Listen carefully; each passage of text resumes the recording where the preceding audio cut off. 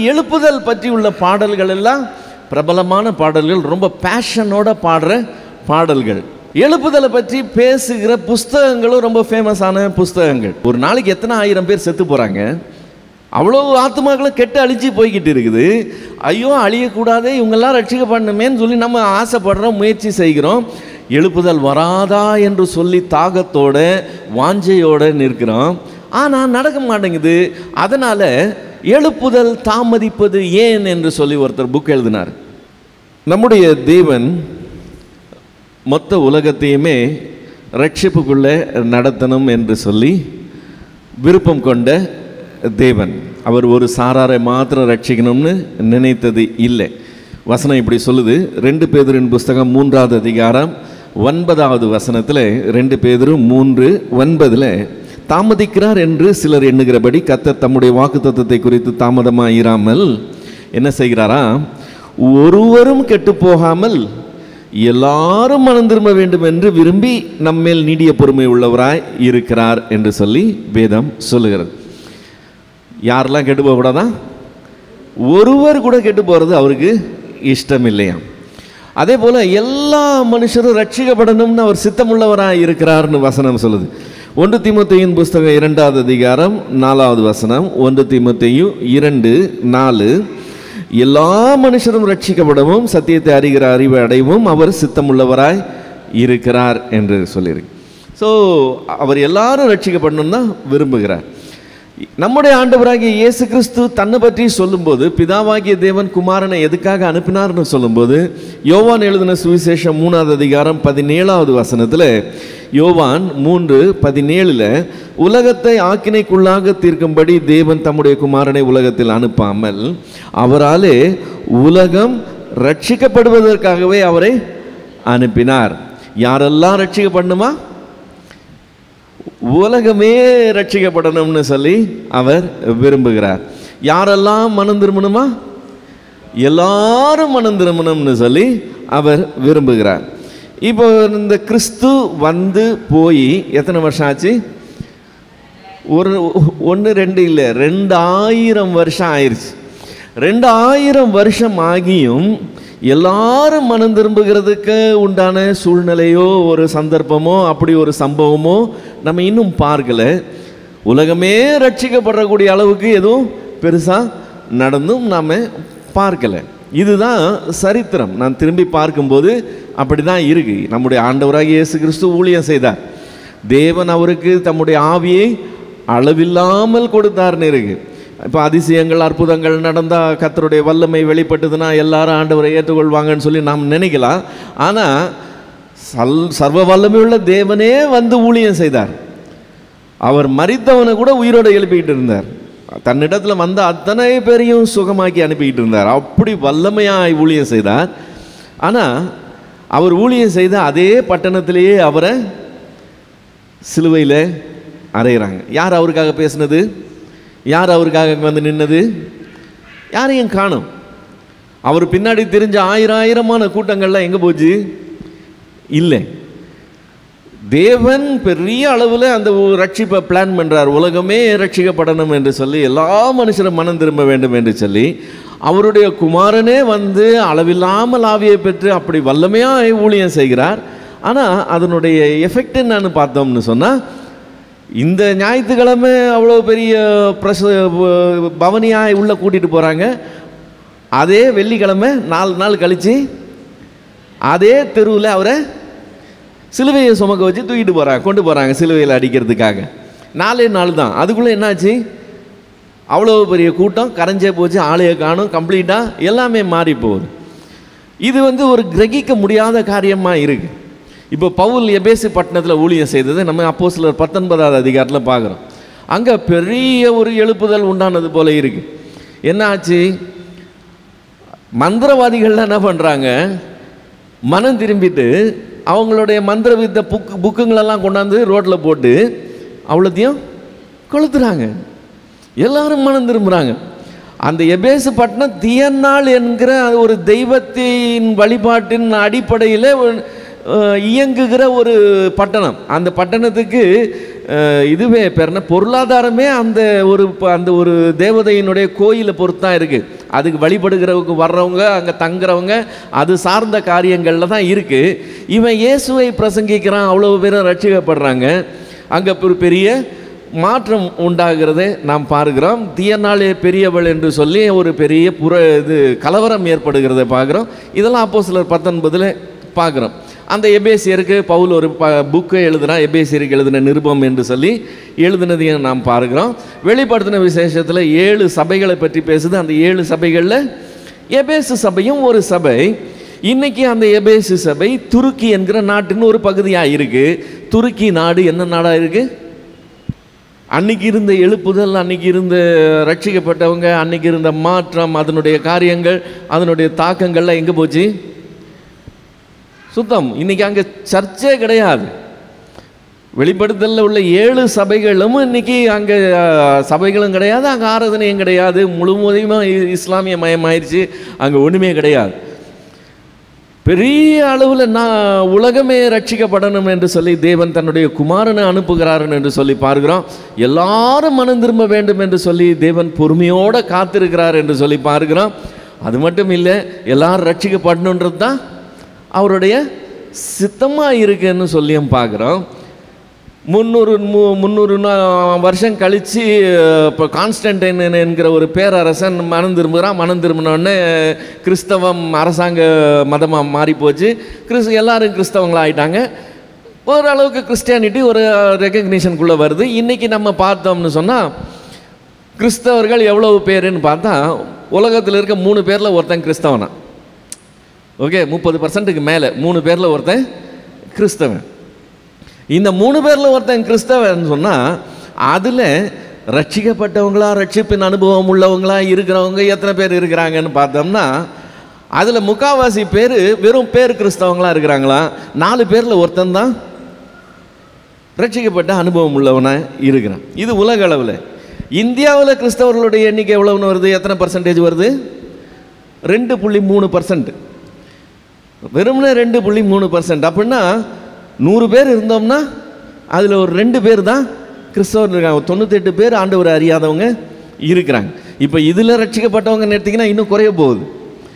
இதுதான் இந்தியாவினுடைய சூழ்நிலை. இப்போ நமக்கு இதெல்லாம் எப்படி என்னென்னு கணக்கு பண்ணுறதுன்னு நமக்கு தெரியல. ஆண்டவரே எல்லாரும் ரட்சிக்கப்படணும்னு விரும்புகிறார். ஆண்டவர் எல்லாரும் மனம் திரும்பணும்னு விரும்புகிறார். உலகமே ரட்சிக்கப்படணும்னு தன்னுடைய குமாரனை அனுப்பினார். பெரிய காரியங்களெல்லாம் செய்தார். 2000 வருஷம் ஆச்சு. இந்தியாவுக்கு மட்டும் சுவிசேஷம் பிரசங்கிக்கப்பட்டு 2000 வருஷமாக ஆகுது. ஆனால் 2.3% கிறிஸ்தவர்களாக இருக்கிறாங்க. இப்போ இப்படி ரட்சிக்கப்படாமல் மரித்து போகிற அத்தனை பேரும் எங்கே தான் போகிறாங்க? கண்டிப்பாக நித்திய ஆக்கினைக்குள்ளே போகிறாங்க. நித்திய ஆக்கினைனா என்னன்னு சொன்னால் அது அக்கினியும் கந்தகமும் எரிகிற அக்கினி கடலில் பங்கடைய போகிறாங்க. இப்போ அங்கே போகும்போது அவங்க அப்புறமா உணர்ந்துக்கிறதெல்லாம் பிரயோஜனம் கிடையாது. அதுக்கு முன்னாடி இங்கேயே உணர்ந்து கொள்ள வேண்டியிருக்கோம், இங்கேயே ரட்சிக்கப்பட வேண்டியிருக்கோம். நம்முடைய சத்ருவுக்கு கூட அந்த நிலைமை வரக்கூடாதுன்னு சொல்லி நம்ம நினைக்கிறோம். எப்படியாகிலும் எல்லாரும் மனம் திரும்பணும் என்கிறது நம்மளுடைய பாரம். ஆண்டவருடைய பாரமும் அதுவாக தான் இருக்குது. இப்போ நாம் எல்லோரும் எழுந்து ஊழியம் செய்கிறோம். நம்ம போய் எல்லாரையும் பார்த்து சொல்கிறோம். நம்மளுடைய தாகம் எல்லாம் என்னது? ஒருத்தரும் கெட்டு போகக்கூடாது. ஆண்டவருடைய காரியம் என்னது? ஒருவரும் கெட்டு போகக்கூடாது. இப்போ இந்த ஒருவரும் கெட்டு போகக்கூடாது, எல்லாரும் ரட்சிக்கப்படணுங்கிற ஆசையில் நாம் எழுந்து செயல்படும் போது உபயோகப்படுத்தப்படுகிற வார்த்தை தான் எழுப்புதல் என்கிற வார்த்தை. தேவன் ஒரு எழுப்புதலை உண்டு பண்ணணும், ஒரு பெரிய அளவில் மாற்றம் வரணும் என்று சொல்லி நாம் எதிர்பார்க்குறோம். சில கோடி ரூபாய் செலவு பண்ணி பெரிய பெரிய மீட்டிங்ஸ், பெரிய பெரிய ஊழியங்கள் நடத்துறதுக்கு காரணம் என்ன? அப்படியே ஜனங்க மொத்தமாக ரட்சிக்கப்படணும், ஒரு பெரிய மாற்றம் இந்தியாவில் வரணும்னு சொல்லி. இப்போ நம்ம பாடின பாடல் இருக்குல்ல, அந்த பாடல் ரொம்ப அருமையாக ஃபாதர் பெர்க்மேன்ஸ் பாடியிருக்கிறார். எழுப்புதல் என் தேசத்திலே என் கண்கள் காணணும்னா என் தலைமுறையில் நான் பார்க்கணும். நான் இன்னைக்கு விதைச்சிட்டு போகிறேன், நாளைக்கு அறுக்கிறாங்கன்னு இல்லை, என் தலைமுறையில் நான் பார்க்கணும். தேவா கதறுகிறேன்னு சொல்லி பாடுறார். தேவா கதறுகிறேன். இந்த எழுப்புதல் என்கிற வார்த்தை ரொம்ப பிரபலமான வார்த்தை. பிரபலமாய் பாடல்கள் அதை பற்றி இருக்கு. இப்போதைக்கு நிறைய பேருக்கு தெரியுதா என்னோ தெரியல, ஒரு 30 வருஷத்துக்கு முன்னாடி எழுப்புதல் அனுப்பும் எழுப்புதல் அனுப்பும் எங்கள் மத்தியிலேன்னு ஒரு கோரஸ் இருக்கு. அதை பாடாத சுவிசேஷ கூட்டமே கிடையாது. இப்போல்லாம் நிறைய புதுசாக வந்துருச்சு. இப்போ அதை மறந்துட்டாங்க, யாரும் அவ்வளோவா யூஸ் பண்ணி நான் பார்க்கல. புதுசாக உள்ளவங்ககிட்ட கேட்டால் அவங்களுக்கும் அது தெரியல. எழுப்புதல் அனுப்பும் எழுப்புதல் அனுப்பும் எங்கள் மத்தியிலே அப்படிங்கிற பாட்டு, send us the rain Lord, send us the rain Lord, send us the latter ரெயின்னு சொல்லி பாட்டு பாடுவோம். அது அவ்வளோ உற்சாகமாக பாடுவோம். அது மாதிரி எழுப்புதல் பற்றி உள்ள பாடல்கள் எல்லாம் பிரபலமான பாடல்கள், ரொம்ப பேஷனோட பாடுற பாடல்கள். Okay, fine. எழுப்புதலை பற்றி பேசுகிற புஸ்தகங்களும் ரொம்ப ஃபேமஸான புஸ்தகங்கள். ஏன்பா 2000 வருஷமாக ஒரு மாற்றமும் வராமல் உலகம் அப்படியே கிடக்குது, அப்படியே கிணத்துல போட்ட கல் மாதிரி கிடக்குது, நம்மளும் ஏதாவது ஒன்று பெருசாக நடக்கும்னு சொல்லி ஆசைப்படுறோம். யார் எல்லாம் ஒரு நாளைக்கு எத்தனை 1000 பேர் செத்து போகிறாங்க, அவ்வளோ ஆத்மாக்களும் கெட்டு அழிச்சு போய்கிட்டு இருக்குது. ஐயோ அழியக்கூடாது, இவங்கெல்லாம் ரட்சிக்கப்படணுமேன்னு சொல்லி நம்ம ஆசைப்படுறோம், முயற்சி செய்கிறோம். எழுப்புதல் வராதா என்று சொல்லி தாகத்தோட வாஞ்சையோடு நிற்கிறோம். ஆனால் நடக்க மாட்டேங்குது. அதனால் எழுப்புதல் தாமதிப்பது ஏன் என்று சொல்லி ஒருத்தர் புக் எழுதினார். அந்த புஸ்தகத்தை எழுதின அவருடைய பேர் லியோனார்ட் ராவன்ஹில். வை ரிவைவல் டாரிஸ், ரொம்ப அதாவது பெஸ்ட் செல்லிங் புக்கில் அதுவும் ஒரு புக்கு. அந்த டைட்டில் நீங்கள் படித்து பார்க்கணும், அது எவ்வளோ நல்லா இருக்குதுன்னு. அவ்வளோ அருமையான புஸ்தகம், ரொம்ப நல்லா எழுதியிருப்பார். இப்போ அதனுடைய தலைப்பு என்னது? எழுப்புதல் தாமதிப்பது ஏன். எல்லாருடைய மனசில் இருக்கிற கேள்வியே அதுதான், எழுப்புதல் தாமதிக்கிறது ஏன். இப்போ எழுப்புதல் தாமதிக்கிறது ஏன் என்று சொல்லி கேட்டால் 1000 காரணங்கள் சொல்கிறாங்க. ஆளாளுக்கு ஒரு காரணம் சொல்கிறாங்க. ஒருத்தர் சொல்கிறாங்க, கிறிஸ்தவர்களாக இருந்திருந்தாங்கன்னா எழுப்புதல் எப்பயோ வந்திருக்கோம் பிரதர். சாட்சியுள்ள கிறிஸ்தவனை பார்க்கவே முடிய மாட்டேங்குது, என்ன பார்க்காத கிறிஸ்துவ பாருன்னு சொல்கிறானுங்க. அதனால தான் யாரும் ரட்சிக்கப்படுறது இல்லைன்னு.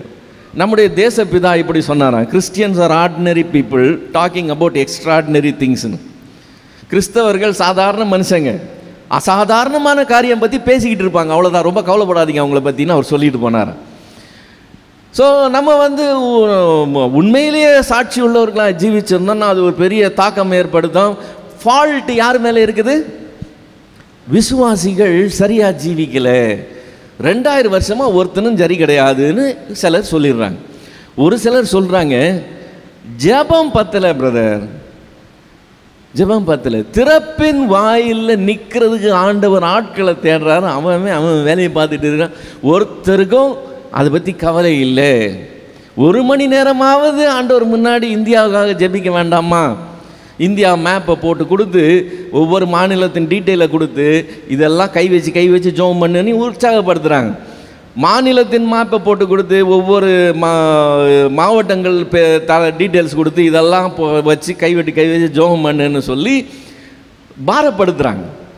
இப்படியெல்லாம் செஞ்சோம்னு சொன்னால் நாம் திறப்பின் வாயில் நின்னா, நாம் கர்த்தரிடத்தில் போராடி இந்த ஆத்மாக்களுக்காக நம்ம பரிந்து பேசுகிறவங்களாக இருந்தோம்னா கர்த்தர் நிச்சயமாக எழுப்புதல் கொண்டு வருவார் என்று சொல்லி சொல்கிறவங்க இருக்கிறாங்க. இப்போ சாட்சியுள்ள ஜீவனம் இருந்தால் ரட்சிப்பு எழுப்புதல் வந்திருக்கணும், அதனால தான் வரலன்னு சொல்கிறவங்களும் இருக்கிறாங்க. ஜெபம் பத்தலைன்னு சொல்கிறவங்களும் இருக்கிறாங்க. இன்னும் ஒரு சிலர் சொல்கிறாங்க, ஊழியம் செய்கிற விதம் சரியில்லைங்க. நீங்கள் இப்போ இந்தியாவில் ஏன் 2.3 பேர் மட்டும் கிறிஸ்தவங்களாக இருக்கிறாங்கன்னு நினைக்கிறீங்க? அவங்க இயேசுவை அந்நிய தெய்வமாக பார்க்குறாங்க, வெளிநாட்டு கடவுள்னு சொல்லி நினைக்கிறாங்க. அவர் ஏதோ மேற்கத்திய நாடுகள்லேருந்து இங்கே இறக்குமதி பண்ணுறீங்கன்ற மாதிரி அவங்க பார்க்குறாங்க. அதனால தான் அதுக்கு ஒரு ரெசிஸ்டன்ஸ் இருக்குது. அந்த ரெசிஸ்டன்ஸை எடுத்து போடணும்னு சொன்னாக்க நாம் அவரை இந்தியர்களாக இருந்து பார்க்கணும் அப்படின்னு சொல்லி அதுக்கு ஒரு தியாலஜியே இருக்குது. தியாலஜியில் ஒரு பிரான்ச்சே இருக்குது. அதை இந்திய மயமாக்குகிறது. இறையியலை இந்திய மயமாக்கி தேவனை இந்தியர்களுடைய கண்ணோட்டத்திலிருந்து பார்த்து இந்தியர்களுக்கு அந்த கண்ணோட்டத்தில் தேவனை பற்றி சொல்லணும். அப்படி சொன்னால் அவங்க ஏற்றுக்கொள்வாங்கன்னு சொல்லி ரொம்ப சின்ன சின்ன காரியங்கள்லாம் சொல்லுவாங்க. இப்போ நம்ம இது போட்டு உக்காந்துருக்கோம், பெஞ்சு போட்டு உக்காந்துருக்கிறோம். இப்படி பெஞ்சு போட்டு உக்காந்துருக்கிறது இந்தியர்களுடைய கடவுள் வழிபாட்டுக்கு முரணானது. அவங்க இதிலெல்லாம் கோயில்களில் எப்படி உட்காந்துருக்காங்க? எவ்வளோ பெரிய ஆளாக இருந்தாலும் காலை மடித்து தரையில் தான் உட்காந்துருக்குறாங்க. அதனால் பெஞ்செல்லாம் எடுத்துரு, எல்லாரும் தரையில் உட்காந்துக்கோ. கிறிஸ்மஸ்க்கு நீங்கள் டெக்கரேஷன் பண்ணுறீங்கல்ல, ஏன் வெள்ளைக்கார மாதிரி டெக்கரேஷன் பண்ணுறீங்க? எல்லாம் மாவிலை தோரணம் கட்டுங்க, அப்போ தான் நீங்கள் இந்த கலாச்சாரத்தோடு ஒன்றிடுவீங்க. அப்போ இயேசு அவங்க அந்நிய தெய்வமாக பார்க்க மாட்டாங்க அப்படின்னு சொல்லி கலாச்சாரத்தில் நம்ம மாற்றணும் அப்படின்னு சொல்லி அப்படி மாற்றி சொன்னோம்னா இயேசுவை ஏற்றுக்கொள்ளுகிறது சுலபமாக இருக்கும் என்று அப்படி சொல்கிறவங்களும் இருக்கிறாங்க. இன்னும் ஒரு சில பேர் ஒரு படி மேலே போய் நம்ம அவங்களோட ஒன்றாக போகணும் பிரதர். எப்போ பார்த்தாலும் தனியாக கிறிஸ்தவன் தனியாக இருந்ததுன்னா அவன் உன்னை தனியாக விட்டுட்டு அவன் பாட்டுக்கு அவன் வேலையை பார்த்துட்டு போகிறான். அதனால தான் ஒரு இம்பேக்ட் இல்லை கிறிஸ்டியானிட்டி மேலே. பாருங்கள், 2000 வருஷமாக ஊழியம் செய்கிறோம், ஒன்றும் பிரயோஜனம் இல்லை. கடந்த 100 வருஷத்தை எடுத்துக்கங்க, எத்தனை ஊழிய ஸ்தாபனங்கள் எழும்பிருச்சு, என்னென்ன செஞ்சுட்டு இருக்கோம்.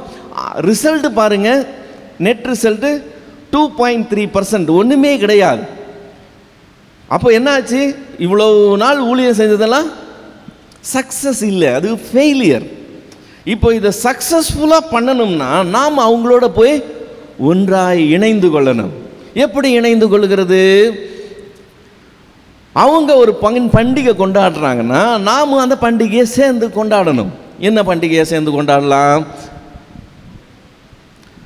பொங்கல் பண்டிகை தமிழர்களின் பண்டிகைன்னு கொண்டு வந்துட்டாங்க. அது இந்துக்களின் பண்டிகை இல்லை பிரதர், அது தமிழர்களின் பண்டிகை.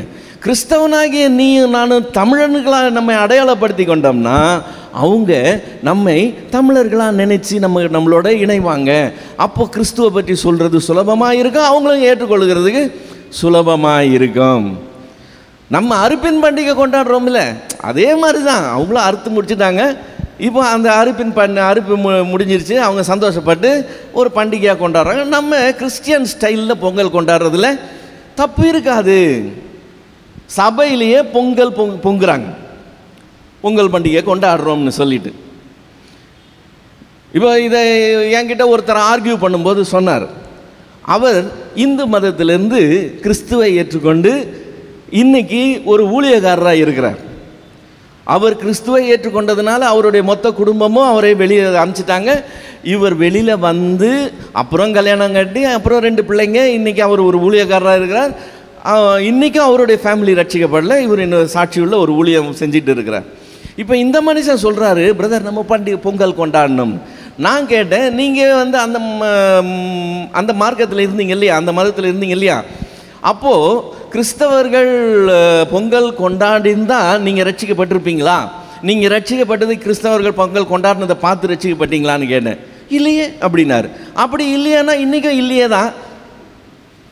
அன்றைக்கி உங்களுக்கு யாரும் பொங்கல் கொண்டாட வேண்டிய அவசியம் இல்லைல்ல, நீங்கள் கிறிஸ்துவை ஏற்றுக்கொண்டீங்கல்ல. அப்போ இன்றைக்கி மட்டும் என்ன பொங்கல் கொண்டாடினதான் ஏற்றுக்குவான்னு சொல்லி நீங்கள் எப்படி சொல்கிறீங்கன்னு கேட்டேன். அவருக்கு பதில் சொல்ல முடியல. ஆனால் இது தமிழர் பண்டிகைன்னு சொல்லிக்கிறார். ரைட், இதுதான் ஃபஸ்ட்டு ஸ்டெப்பு, பார்த்துக்கங்க. அப்புறம் நாங்கள் தீபாவளி கொண்டாட போகிறோம். இயேசு என்னவா வந்தார் தெரியுமா? ஒளியாய் வந்தார். தீபாவளி என்ன பண்டிகை தெரியுமா? அவ்வளவுதான். இது தமிழர்களாக நாங்கள் அடையாளப்படுத்திக் கொள்வோம். அடுத்த ஸ்டெப்பு நாங்கள் இந்தியர்களாக அடையாளப்படுத்திக் கொள்வோம். இப்படியெல்லாம் நம்ம வேஷம் கட்டுறதுனால இயேசுவை நம்ம எப்படி ஆகிலும் கொண்டு போயிடலாம்னு சொல்லி நம்மை ஏமாற்றிக் கொள்ளக்கூடாது. இப்போ இதில் என்ன ப்ராப்ளம்னு சொன்னாங்க, நாம் பெரிய எஃபெக்ட் எதிர்பார்க்குறோம். எழுப்புதல் என்கிற பேரில் பெரிய எஃபெக்ட் எதிர்பார்க்குறோம். அந்த எஃபெக்ட் கிடைக்கலங்கிறதுனால ஏன் என்கிற கேள்விக்குள்ளே வருகிறோம். அப்போ நம்ம செஞ்சது ஏதோ மிஸ்டேக்காக இருக்குது, ஏதோ குறை இருக்குது, அந்த குறையை கரெக்ட் பண்ணிட்டு வந்தோம்னா எஃபெக்ட் கிடைச்சிரும். சாட்சியுள்ள வாழ்க்கை இல்லை, ஜபம் இல்லை, இது இல்லை, அது இல்லை, எதையாவது ஒன்று சொல்லி இது இருந்துச்சுன்னு சொன்னால் இவ்வளோ பெரிய மாற்றம் உண்டாயிருக்கும். இந்தியாவில் மோடி தொடங்கி ஆர்எஸ்எஸ் தொடங்கி கடைசியில் இங்கே திராவிட கொள்கை வரைக்கும் அவ்வளோ பெரிய என்ன பண்ணிடலாம், கிறிஸ்துவுக்குள்ளே மாற்றிடலாம். இந்தியாவிலே, என் தேசத்திலே என் கண்கள் காண வேண்டும், அப்படி தான் ஒரு விஷனோட செயல்படுறாங்க. ரைட், செயல்படலாம். ஆனால் ப்ராப்ளம் நான் சொல்கிறது என்னன்னு சொன்னால், இப்படி நடக்கலைங்கிறதுக்காக சோர்ந்து போகாதீங்கன்றது தான் என்னுடைய ப்ராப்ளம். நடக்கலைன்றதுக்காக பொங்கல் கொண்டாடுற அளவுக்கு லெவல் போயிடாதீங்க. செய்கிற வேலையை செய்யுங்க, ஆனால் நடக்கலைன்றதுக்காக பொங்கல் கொண்டாட போகாதீங்க. தேவையில்லாத காரியங்களுக்கெல்லாம் இடம் கொடுக்காதீங்க. சத்தியத்தை சத்தியமாக சொல்கிற மாதிரி வச்சுக்கோங்க. அது வரைக்கும் இருந்தால் போதும். பவுல் எங்கேயும் போய் வேஷம் கட்டினதா நம்ம பார்க்கல. பேதுரு எங்கேயும் போய் வேஷம் போட்டதா பார்க்கல. இயேசு கிறிஸ்து வேஷம் போட சொன்னதா சொல்லலை. திடீர்னு நீங்கள் புதுசாக இந்த மாதிரி ட்ரெண்டெல்லாம் ஸ்டார்ட் பண்ணிக்கிட்டு நாங்கள் ரொம்ப எஃபெக்டிவாக இவாஞ்சலைஸ் பண்ணுறோம்னு சொல்லி தேவையில்லாத காரியங்கள்லாம் எழுப்புதல் என்கிற பேரில் செய்யாதீங்க அப்படிங்கிறது தான் என்னுடைய காரியம். இப்போ வேதத்தில் தேவன் அதை எப்படி பார்க்குறார், தேவன் அதை எப்படி செய்கிறார், அதை நம்ம கவனிக்க போகிறோம். அதுதான் முக்கியமான காரியம். ஏன்னா ஒரு காரியத்தை பற்றி நம்ம நினைக்கிறது வேறு மாதிரி இருக்கலாம், நம்ம கற்பனை பண்ணிக்கலாம், நம்ம அதை பற்றி பெரிய பெரிய விதத்தில் நம்ம இது பண்ணலாம், எல்லாம் சரிதான். ஆனால் தேவன் என்ன நினைக்கிறார், தேவன் ஏன் செய்கிறாருங்கிறத நம்ம கவனிக்காமல் தெரியாமல் இருந்தோம்னா நம்மளுடைய புத்தி கெட்டின அளவில் நம்ம ஏதோ ஒன்று ஐடியா பண்ணிக்கிட்டு போய் நாமளே ஏமாற்றிக்கொள்வோம். அந்த ஏமாற்றத்துக்கு நம்ம தான் காரணமாக இருப்போம். அதனால் வேதத்தை பார்த்து வேதம் என்ன சொல்லுதுன்னு சொல்லி சில காரியங்களை பார்ப்போம். மார்க் எழுதின சுவிசேஷம் 4வது அதிகாரம், மார்க் எழுதின சுவிசேஷம் 4வது அதிகாரம் 26லேருந்து 29 வரைக்கும். மார்க்கு 4:26லேருந்து 29 வரைக்கும் ஆண்டவர் இங்கே ஒரு சின்ன ஓமையை சொல்லுகிறார். என்ன சொல்கிறாரு, பின்னும் அவர் அவர்களை நோக்கி, தேவனுடைய ராஜ்யமானது ஒரு மனுஷன் நிலத்தில் விதையை விதைத்து இரவில் தூங்கி பகலில் விழித்திருக்க அவனுக்கு தெரியாத விதமாய் விதை முளைத்து பயிராகிறதற்கு ஒப்பாயிருக்கிறது. எப்படி என்றால், நிலமானது முன்பு முளையையும் பின்பு கதிரையும் கதிரில் நிறைந்த தானியத்தையும் பலனாக தானாய் கொடுக்கும். பயிர் விளைந்து அறுப்பு காலம் வந்தவுடனே அறுக்கிறதுக்கு ஆட்களை அனுப்புகிறான் என்றார். இப்போ இது ரொம்ப கன்ஃபியூஸ் பண்ணிக்க வேண்டிய அவசியமே இல்லை. நாமெல்லாம் வீட்டில் கீரை செடி ஏதாவது போடுவோம், ஏதோ ஒன்று விதைக்கிறீங்க இல்லையா? விதைச்சிட்டு என்ன செய்கிறீங்க,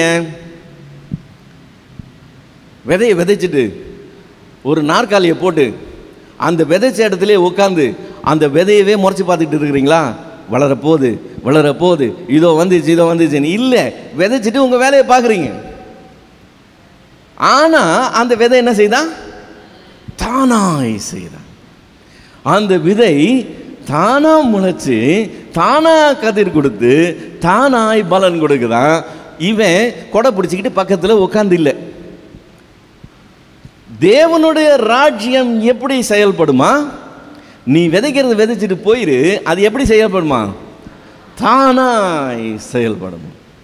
நீங்களும் நானும் அதை உட்காந்து பூத கண்ணாடி வச்சு பார்த்துக்கிட்டு இருக்க வேண்டிய அவசியம் கிடையாது. இன்னொரு காரியம் சொல்லுகிறார், மத்தேயு 13வது அதிகாரம் 33வது வசனம். மத்தேயு 13:33. வேறொரு உவமையை அவர்களுக்கு சொன்னார். பரலோக ராஜ்யம் புளித்த மாவுக்கு ஒப்பாய் இருக்கிறது.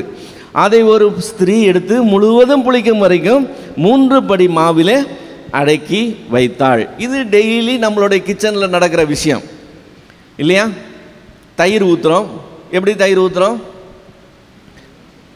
பாலில் தயிர் கொஞ்சத்தை வச்சுட்டு நம்ம நைட்டு படுத்துடுறோம்.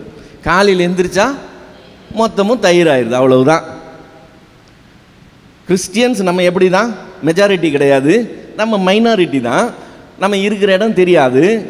100 பேரில் 2 பேர் தான் கிறிஸ்தவன்.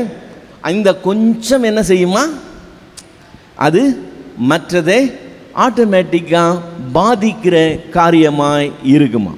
நம்முடைய கிறிஸ்தவம் சரியான கிறிஸ்தவமாக இருந்தால் அது மற்றவர்களை தொற்றி பிடிக்கிற காரியமாய் இருக்கும். அது நார்மல். நாம் எதுக்கும் அதுக்காக ஸ்டெப் எடுத்து பெரிய அளவில் ஒன்றும் செய்ய வேண்டிய காரியமே கிடையாது. நாம் செய்ய வேண்டியது விதைக்க வேண்டியது, அவ்வளவுதான்.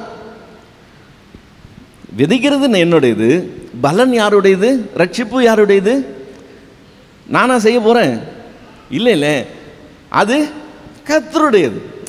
அது என் கையில் இல்லை. நான் செய்கிறத நான் செய்யணும், அவ்வளோதான். பவுல் சொல்லும்போது சொல்லுகிறான், நான் நட்டேன், அப்போலோ நீர் பாய்ச்சினான். இப்போ நான் நட்டுட்டு என்னுடைய வேலை முடிஞ்சிச்சு நான் சொல்லிட்டு போயிடுவேன். நீர் பாய்ச்சின வந்து என்ன செய்கிறான், அவனுடைய வேலையை அவன் செஞ்சுட்டு அவன் போயிடுறான். நாங்கள் 2 பேருமே உட்காந்து பக்கத்தில் அந்த செடியை தடவி கொடுத்து அதை வளர்க்கலை. அந்த செடி தானாக வளருது. யார் வளர செய்கிறா? தேவன் அதை வளர செய்கிறார். அதனால் இதில் நம்முடைய பங்கு ஒன்றும் கிடையாது. நம்மளுடைய காரியம், நமக்கு என்ன வேலை கொடுக்கப்பட்டிருக்கோ அந்த வேலையை மாத்திரம் செய்கிற காரியம். அதனுடைய பலனை கணக்கு பண்ணி நான் வேலை சரியாக செய்யலைன்னு சொல்லிக்கிட்டு இருக்கக்கூடாது. இப்போ அதுதான் ஃபால்ட் வருது. ஸ்டாட்டிஸ்டிக்ஸ் போடுறாங்க. ஸ்டாட்டிஸ்டிக்ஸ் போட்டு மினிஸ்ட்ரி ஃபெயிலியர்னு சொல்கிறாங்க. இவ்வளோ வருஷத்து ஊழியங்கள், ஊழிய முயற்சிகள் தோல்வியில் முடிஞ்சிருச்சுன்னு கணக்கு வந்துடுச்சு. அதனால் ஆண்டவரே எழுப்புதல் வேணும். நாங்கள் என்ன செய்யட்டும்? என்ன குறை எங்ககிட்ட? நாங்கள் அந்த குறையை எப்படி கரெக்ட் பண்ணுறது? அதில் தான் ஃபுல் கான்சன்ட்ரேஷன் இருக்கிறத பார்க்குறோம். அந்த ரிசல்ட் நம்மளது இல்லைங்க, நம்ம கையில் இல்லை. அது யாருடையது? அது தேவனுடையது. செய்ய வேண்டிய வேலை என்னது? அதை செய்ய வேண்டியது நம்முடைய கடமை. நீங்களும் நானும் அங்கே போய் நிற்கும்போது, ஏன் நீ இவ்வளோ பேர் தான் ரட்சித்துட்டு வந்த, அவ்வளோ பேர் ஏன் ரட்சிக்கலைன்னு ஆண்டவர் கேட்க மாட்டார். ஏன்னா ரட்சிப்பு என்னுடையது கிடையாது, உங்களோடது கிடையாது. சரி, மார்க்கெட்டிங்க்கும் மினிஸ்ட்ரிக்கும் வித்தியாசம் இருக்குது. மார்க்கெட்டிங்கில் நீங்கள் என்ன ரிசல்ட் கொண்டு வரீங்களோ அதை பொறுத்து தான் உங்களுக்கு மதிப்பு. உங்களுக்கு டார்கெட் கொடுத்துருப்பாங்க. அந்த டார்கெட்டை நீங்கள் அச்சீவ் பண்ணணும். அந்த அச்சீவ் பண்ணிங்கன்னா தான் நீங்கள் ஒழுங்காக வேலை செஞ்சீங்க. நான் வேலை செஞ்சேங்க, எனக்கு ரிசல்ட் வரலன்னு சொன்னால் யாரும் ஒத்துக்க மாட்டாங்க. அதுக்கு பேர் என்னது? மார்க்கெட்டிங். மினிஸ்ட்ரி என்ன தெரியுமா? மினிஸ்ட்ரியில் உன்னை ரிசல்ட் யாரும் கேட்க மாட்டாங்க, வேலை செஞ்சியான்னு தான் கேட்பாங்க. ஆண்டவர் சொல்லும்போது சொல்கிறாரு, அப்பிரயோஜனமுள்ள ஊழியக்காரர் நாங்கள், அப்பிரயோஜனமான ஊழியக்காரர் நாங்கள், செய்ய வேண்டியதை மாத்திரம் செய்தோம். அவ்வளவுதான் காரியம். நீ உனக்கு கொடுத்த வேலையை நீ செஞ்சியா? நான் செஞ்சுட்டேன் ஆண்டவரே. ரிசல்ட் அவர் கேட்குறதா வேதம் சொல்லவே இல்லைங்க. வேதம் சொல்லவே இல்லை. நாம தான் ரிசல்ட்டை போட்டு குழப்பிக்கிட்டு கிடக்கிறோம். இதை நம்ம கொஞ்சம் தெளிவாக இருக்கணும். இன்னொரு வசனம், மத்தேயு 13வது அதிகாரத்திலே 31, 32வது வசனம். மத்தேயு 13, 31, 32. வேறொரு உவமையை அவர்களுக்கு சொன்னார். பரலோக ராஜ்யம் கடுகு விதைக்கு ஒப்பாய் இருக்கிறது. அதை ஒரு மனுஷன் எடுத்து தன் நிலத்தில் விதைத்தான். அது சகல விதைகளிலும் சிறிதாய் இருந்தும் வளரும்போது சகல பூண்டுகளிலும் பெரிதாகி ஆகாயத்து பறவைகள் அதன் கிளையில் வந்து அடையத்தக்கதாக மரமாகும் என்றார். இப்போ ஆண்டவர் என்ன சொல்றாரு? சிம்பிளா இருக்கும். அதனுடைய ஸ்டார்டிங் எப்படி இருக்கும்?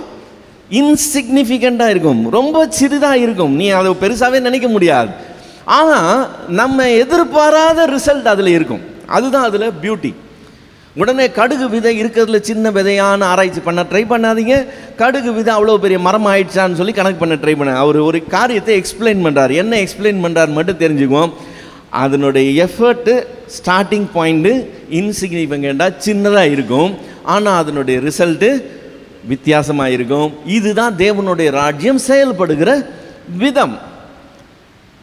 நான் ஒரு தம்பியை கர்த்தருக்குள்ளே நடத்தினேன். அதாவது நடத்தினேன்னா அவன் ஏற்கனவே ரட்சிக்கப்பட்ட பையன் தான், ஆனால் பின்மாற்றத்துக்குள்ளே போயிருந்தான். பின்மாற்றத்துக்குள்ளே போயிருந்தவனே நாங்கள் போய் சந்தித்து அவனுக்கு மறுபடியும் ஆண்டவருக்குள்ளே உற்சாகப்படுத்தி அவனை ரொம்ப கஷ்டப்பட்டு மறுபடியும் ஆண்டவருக்குள்ளே கொண்டு வந்தோம். அவன் எங்கெல்லாம் போய் உக்காந்துருக்கானோ அங்கெல்லாம் போய் அவனோட டைம் ஸ்பெண்ட் பண்ணுவோம். கல்ற தோட்டத்தில் உக்காந்துருப்பான், கல்லறைக்கு மேலே. நாங்களும் போய் கல்ற தோட்டத்தில் கல்லறையெல்லாம் அவனோட போய் உட்காந்துருப்போம். அவன் பேசுகிறதெல்லாம் கேட்டுக்கிட்டு இருந்து அவனை எப்படியாவது ஆண்டவருக்குள்ளே நடத்தணும்னு அவனை உற்சாகப்படுத்தி மறுபடியும் ஆண்டவருக்குள்ளே நடத்தணும். அவன் கர்த்தருக்குள்ளே வந்த உடனே அடுத்த சில மாதங்களில் அவன் ஃபேமிலியில் உள்ள 25 பேர் அவன் ரட்சிப்புக்குள்ளே நடத்தினான். இன்றைக்கி அவன் முழு நேர ஊழியத்தில் இருக்கிறான். எங்களுக்கு தெரியுமா அன்றைக்கி அதை செய்யும்போது ஒரு நாள் இப்படி இவ்வளோ பெரிய ரிசல்ட் அதில் வரப்போகுதுன்னு தெரியாது. ஒரு ஆத்துமா கெட்டு போகக்கூடாதுன்னு சொல்லி நாங்கள் போய் அவ்வளோ முயற்சி எடுத்து அதை செஞ்சோம். அது இன்னைக்கு இவ்வளோ பெரிய ரிசல்ட் கொடுத்து இத்தனை வருஷத்தில் இவ்வளோ பேருக்கு அது பிரயோஜனமான ஒரு ஊழியமாக தேவன் எழுப்பி நிறுத்துகிறார். அதே தான் கர்த்தருடைய ராஜ்யம். அப்படி தான் இருக்கும். நீங்களும் நானும் ஸ்ட்ராட்டஜைஸ் பண்ணி மார்க்கெட்டிங் ஸ்டெப்ஸில் இயேசுவை மார்க்கெட் பண்ணிக்கிட்டு அதில் ரிசல்ட் வந்துச்சா போச்சான்னு கணக்கு பண்ணிக்கிட்டு இருக்கக்கூடாது. ரிசல்ட் கர்த்தருடையது.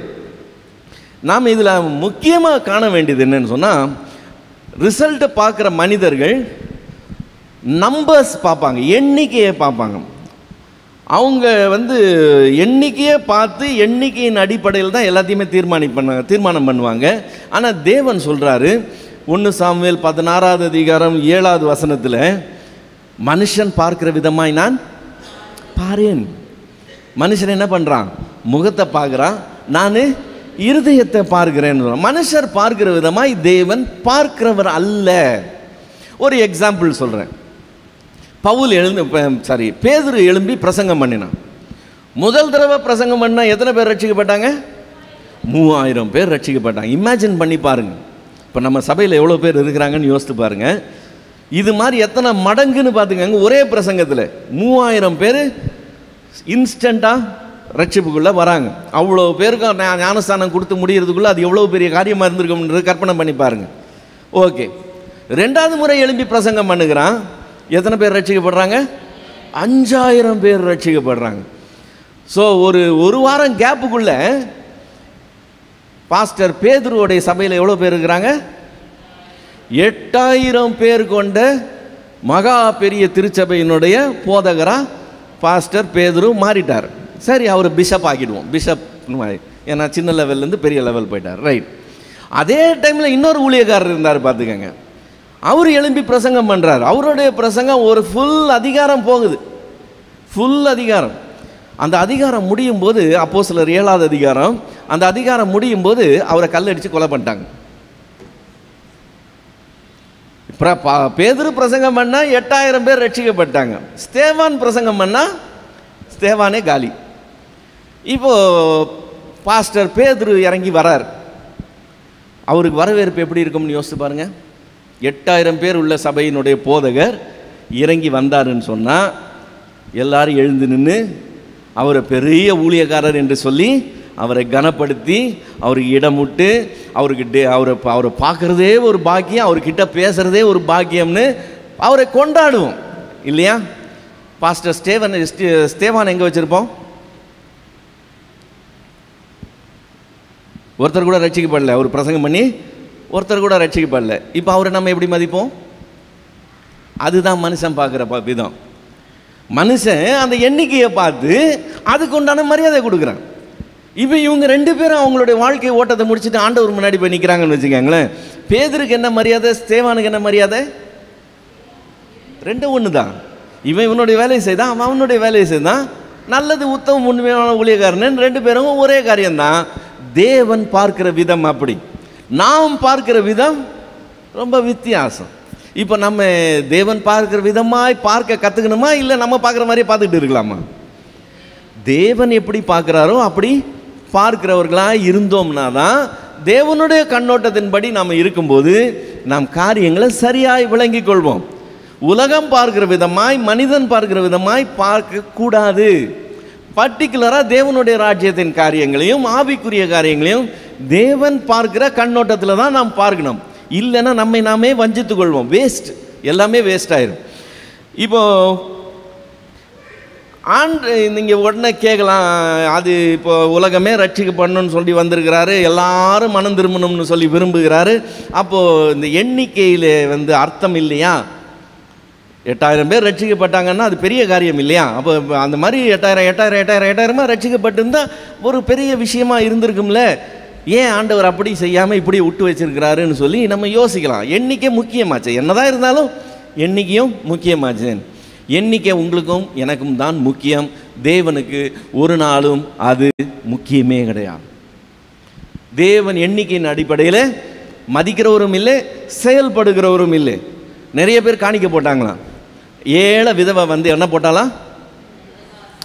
2 காசு போட்டாங்க. 2 காசு தான். அவர் எதை மதிக்கிறவராக இருந்தார்? இப்போ நம்ம ஒரு கலெக்ஷன் பண்ணுறோம். நம்ம சர்ச்சில் ஒவ்வொருத்தர் வீட்டுக்காக போயிட்டு ஒரு டீமாக போய் நம்ம ஒரு குறிப்பிட்ட நோக்கத்துக்காக, இப்போ பில்டிங் ஃபண்டுக்கே போகிறோன்னு வச்சுக்கோங்களேன். ஒவ்வொரு குடும்பத்தையாக போய் சந்திக்கிறோம். சந்தித்து கலெக்ஷன் பண்ணிட்டு வரோம். அங்கே ஒருத்தர் 10 ரூபா கொடுத்தாருன்னு வச்சுக்கோங்க. மற்றவங்களாம் லட்சத்தில் கொடுத்துருக்குறாங்க. என்ன, இப்போ 10 ரூபா கொடுத்தவரை நாம் என்னன்னு மதிப்போம்? அதுக்கு அவ்வளோ மரியாதை இருக்காது. ஆனால் ஆண்டவர் எப்படி மதிக்கிறார்? அதிகத்தை விட அந்த கொஞ்சத்துக்கு தான் அவர் மரியாதை கொடுக்குறார். எண்ணிக்கை முக்கியம் இல்லை பிரதர், ஆண்டவருக்கு முக்கியமே கிடையாதுங்க. ஆண்டவர் அதை பற்றி கால்குலேட் பண்ணுறதே கிடையாது. நீங்கள் அதை பற்றி கால்குலேட் பண்ணுறது இல்லைங்கிறத இந்த 2-3 சம்பவங்களில் தெரிஞ்சுக்கலாம். ஜலப்பிரளயத்தில் மொத்த உலகத்தையும் அழித்தார். எத்தனை லட்சம் பேர் இருந்தாங்களோ தெரியாது. எத்தனை பேர் தான் காப்பாற்றப்பட்டாங்க? வெறுமனே 8 பேர் தான். அப்போது அத்தனை பேர் செத்து போகிறத பற்றி அவருக்கு கவலையே இல்லையா? ஏதாவது ஸ்டெப்ஸ் எடுத்துருக்கலாம்ல? அவருக்கு கவலையே கிடையாது. என்ன இவ்வளோண்டு எண்ணிக்கையாச்சேன்னு சொல்லி அவர் அதை பற்றி வருத்தப்படுகிற தேவனே கிடையாது. சோதோம் குமோரோ 2 பெரிய பட்டணங்களை அவர் ஒரே இன்ஸ்டன்ட்டில் காலி பண்ணுறார். எத்தனை பேரை காப்பாற்றுறார்? வெளியே வந்தது 4 பேர், வழியில் 1 க்ளோஸு. எத்தனை பேர் தான் ஃபைனல் ரிசல்ட்டு? 3 பேர் தான். 2 பெரிய பட்டணத்தில் எவ்வளவு பேர் இருந்திருப்பாங்கன்னு யோசித்து பாருங்கள். அதில் எவ்வளவு பேர் தான் ரட்சிக்கப்படுறாங்க? 1% எவ்வளவு? 100ல் 1னா 1%. மொத்த உலகத்தில் 8 பேருன்னா அது எத்தனை சதவீதம் இருக்குன்னு நினைக்கிறீங்க? நிச்சயமாக 1 கிடையாது. 0.00000 எங்கே வரப்போகுதுன்னு தெரியாது. இங்கே ஒரு 2 பட்டணத்தில் 3 பேர் தான். இன்னும் ஒரு எக்ஸாம்பிள் சொல்கிறேன். எகிப்திலேருந்து இஸ்ரவேலரை வெளியே கூட்டிகிட்டு வரார். 6 லட்சம் புருஷர்கள் என்று வேதம் சொல்லுது. 6 லட்சம் புருஷருக்கு 6 லட்சம் மனைவிகள் இருந்தாங்கன்னா 12 லட்சம் ஆயிடுது. 20 வயசுக்கு மேலே உள்ள பிள்ளைங்க இருந்தாங்கன்னா எல்லாத்தையும் கூட்டி கழித்து பார்த்தீங்கன்னா 15 லட்சத்துக்கு குறையாமல் இருக்கணும். இப்போ இந்த 15 லட்சத்தில் எத்தனை பேர் ரட்சிக்கப்படுறாங்க? 2 பேர். இப்போது 2:15 lakhs போட்டிங்கன்னா என்ன பர்சன்டேஜ் வரும்னு நினைக்கிறீங்க? நம்ம சக்ஸஸ் ஃபெயிலியரை எண்ணிக்கையின் அடிப்படையில் பார்த்துட்டு இருக்கிறோம். நான் இவ்வளவு நேரம் சொல்கிற காரியம், தேவன் எண்ணிக்கையை பற்றி கவலைப்படுகிற தேவனே கிடையாது. அவர் அதை பார்க்கிறவரே கிடையாது, அதை பற்றி அக்கறைப்படுறவரே கிடையாது. நாம் தேவையில்லாமல் எண்ணிக்கையை வச்சுட்டு நம்ம குழப்பிக்கக்கூடாது. நம்ம செஞ்சதெல்லாம் பிரயோஜனம் இல்லாமல் போச்சே, நம்ம இன்னும் அதை எஃபெக்டிவாக எப்படி செய்கிறது, அதை எப்படி கொண்டு போனோம்னா உலகத்தை அசைக்கலாம், இந்தியாவை எழுப்பலான்னு சொல்லி நம்ம வேஸ்ட்டாக சோர்ந்து போக வேண்டிய அவசியம் இல்லை. உற்சாகமாய் செய்ய வேண்டிய காரியம் என்ன ஆண்டவர் எனக்கு கொடுத்துருக்கிறார் அதை செய்கிறதுல நம்மளுடைய நோக்கமும் கவனமும் இருக்கணுமே ஒழிய தேவையில்லாமல் இதில் ரிசல்ட் இல்லைன்னு சொல்லிட்டு நம்ம போகக்கூடாது. அதுக்காக தான் இவ்வளவு நான் சொல்லுகிறேன். லூக்கா 13வது அதிகாரத்தில் ஆண்டவர் ரொம்ப தெளிவாக சொன்னார். லூக்கா 13:24 23வது வசனத்தில் அவர்கிட்ட 24வது வசனத்தில் அவர்கிட்ட கேட்குறாங்க. 23 தான் சார், 23ல் அவர்கிட்ட கேட்குறாங்க, ரட்சிக்கப்படுகிறவர்கள் சில பேர் தானான்னு கேட்குறாரு. ஏன்னா சில பேர் தான் ரட்சிக்கப்படுறதுக்காக நான் வந்தேன்னு சொல்லி அவர் கேட்கல. சில பேர் தான் என்கிறதை அவர் ஒப்புக்கொள்ளுகிறார். இடுக்கமான வாசல் வழியாக பிரவேசிக்க முயற்சி செய்யுங்க. ஏன்னா எத்தனை பேர் உள்ள வர முடியாமல் போகுமா? எத்தனை பேர்? சிலரா அநேகரா? அநேகர் முயற்சி செஞ்சு அவங்களால கூடாம போகும். அப்போ ரட்சிக்கப்படுறவங்க எவ்வளோ பேர் தான் பிரதர் சிஸ்டர்? சிலர் தான். ரட்சிக்கப்படுகிற சிலர் தான்றதுல ஆண்டவர் தெளிவாக இருக்கிறார். அந்த எண்ணிக்கையை பற்றி அவர் அக்கறைப்படுறதே கிடையாது. ஆனால் அவருக்கு எல்லாரும் மனம் திரும்பணும்னு சொல்லியும் உலகமே ரட்சிக்கப்படணும்னு சொல்லியும் எல்லாரும் ரட்சிக்கப்படணும்னு அவர் சித்தமுள்ளவராய் இருக்கிறார். அதில் மாற்றமே கிடையாது. ஆனால் ஃபைனல் ரிசல்ட் என்னவா தான் இருக்கும்னு சொல்கிறார், சிலர் தான் ரட்சிக்கப்படுவாங்கன்னு சொல்கிறார்.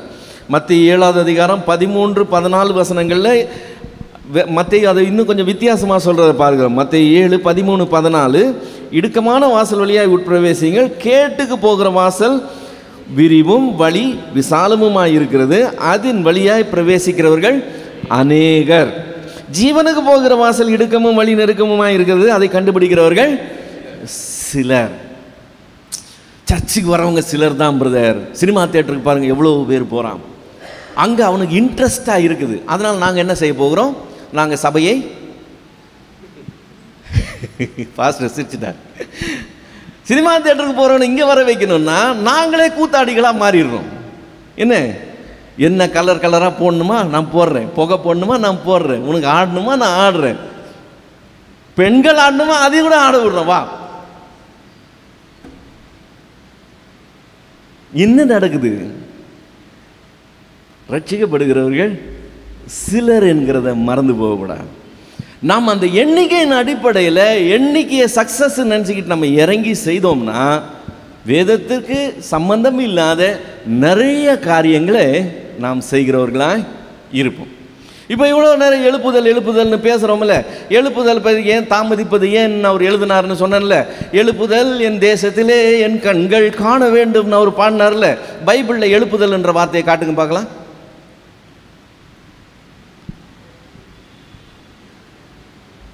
ஆண்டவரே அதை பற்றி பேசுங்க, எங்கேயுமே பேசுங்க. எழுப்புதல் என்ற வார்த்தை பைபிள்லேயே கிடையாது. அதனால் தேவையில்லாமல் நம்மை நாமே ஏமாற்றிக்கொள்ளக்கூடாது. நம்முடைய மனசு ஏங்கும், இவ்வளோ இடம் காலியாக இருக்குது, உலகத்தில் எவ்வளோ பேர் அழிஞ்சிக்கிட்டு இருக்கிறாங்க, நிரம்பணும்னு சொல்லி நாம் நிரம்பிட்டால் சந்தோஷமாக நினைக்கிறோம், அதை சக்ஸஸ் என்று சொல்லி நினைக்கிறோம். நிரம்பணும்னு தான் ஆண்டவரும் நினைக்கிறார். ஆனால் நிரம்புனா சக்ஸஸ்ன்னு அவர் நினைக்கிறது இல்லை, நிரம்பலைன்னா ஃபெயிலியர்னு அவர் நினைக்கிறது இல்லை. அதுதான் டிஃப்ரென்ஸ். நாமும் அதே லைனில் இருக்கணும். நிரம்பிட்டா சக்ஸஸ்ன்னு நினைக்கக்கூடாது, நிரம்பலைன்னா ஃபெயிலியர்னு நினைக்கக்கூடாது. இப்போ எனக்கு ஒரு யூடியூப் சேனல் இருக்குது, ஜேஎம் ராஜன் மினிஸ்ட்ரிஸ்ன்னு அதனுடைய சேனல். இப்போ இந்த வீடியோஸ் எல்லாம் நான் எடிட் பண்ணி அதில் போடுவேன். அப்பப்போ பார்த்துட்டே இருப்பேன், எவ்வளோ வியூஸ்ன்னு சொல்லி. ஏன்னா சில வீடியோஸ்லாம் வியூஸே போயிருக்காது. அடுத்த வீடியோ ரெடி பண்ணுறதுக்கு மனசே வராது. ஏன் சிப்பா என்னத்தை செஞ்சு இன்னும் பிரயோஜனம்னு சொல்லி சப்புன்னு இருக்கும். சில வீடியோஸு சில ஆயிரங்கள் போயிட்டு இருக்கும்.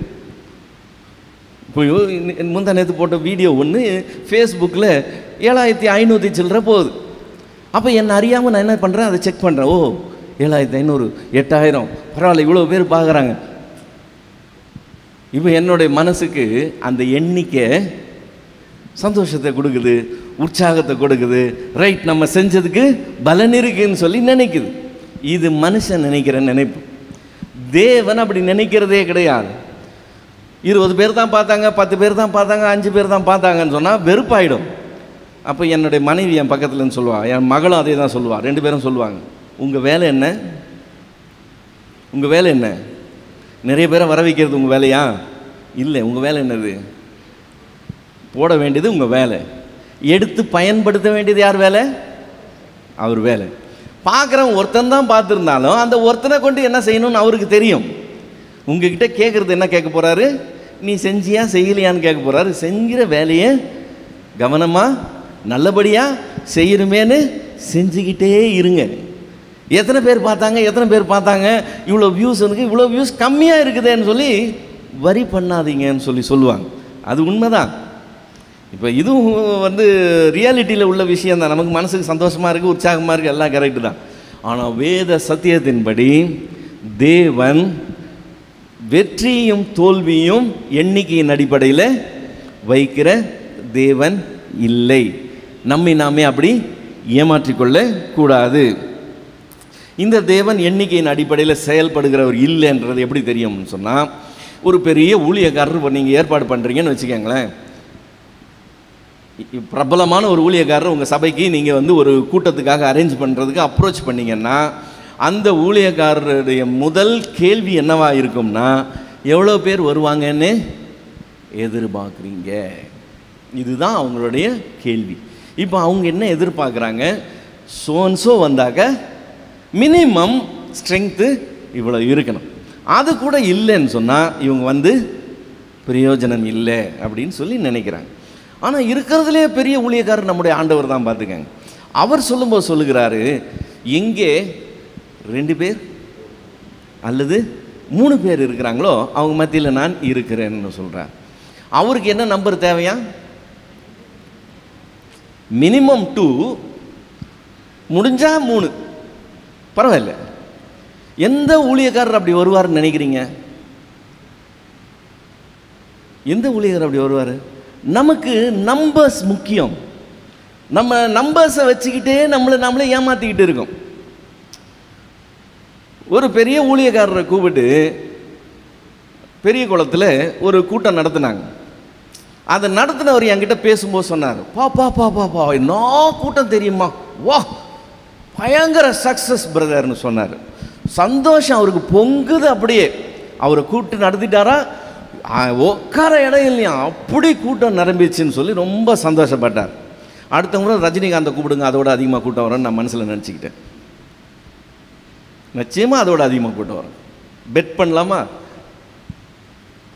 கூட்டத்தை வச்சுக்கா முடியும். இங்கே வந்து வெற்றியும் தோல்வியும் டிசைட் பண்ணுறீங்க தேவனுடைய ராஜ்யத்தின் காரியங்களில். தேவன் பார்க்கிற விதமாய் நாம் பார்க்க கற்றுக்கணும். நம்முடைய கண்ணோட்டம் ஆண்டவர் பார்க்குற விதமாக இருக்கு. 2 பேர் 3 பேர் இருந்தால் போதும்பா, நான் இருக்கிறேன் அங்கே மத்தியிலேன்னு சொல்லி பேசுகிற ஆண்டவரை நாம் தொழுது கொள்ளுகிறோம். 2000 பேர் 3000 பேர் அவர் கேட்கல. தேவன் அப்படி தான் செயல்படுகிற தேவன். பரலோகத்தில் மிகுந்த சந்தோஷம் எப்போ உண்டாயிருக்குமா? ஒரு கூட்டம் நடத்துகிறோம், ஒருத்தர் ரட்சிக்கப்பட்டான்னா கூட்டம் நடத்தின அவ்வளவு பேரும் பெரிய செலிப்ரேஷன் கொண்டாடுவோமா? ஒருத்தர் ரட்சிக்கப்பட்டாயான்னு என்ன சொல்லுவோம்? பெரிய கூட்டம் நடத்துகிறாங்க, பெரிய ஊழியக்காரரை வச்சு எவ்வளோ பணம் செலவு பண்ணி அதை செய்கிறோம், எவ்வளோ முயற்சி எடுத்து செய்கிறோம். ஒருத்தர் ரட்சிக்கப்பட்டான், எப்படி இருக்கும்?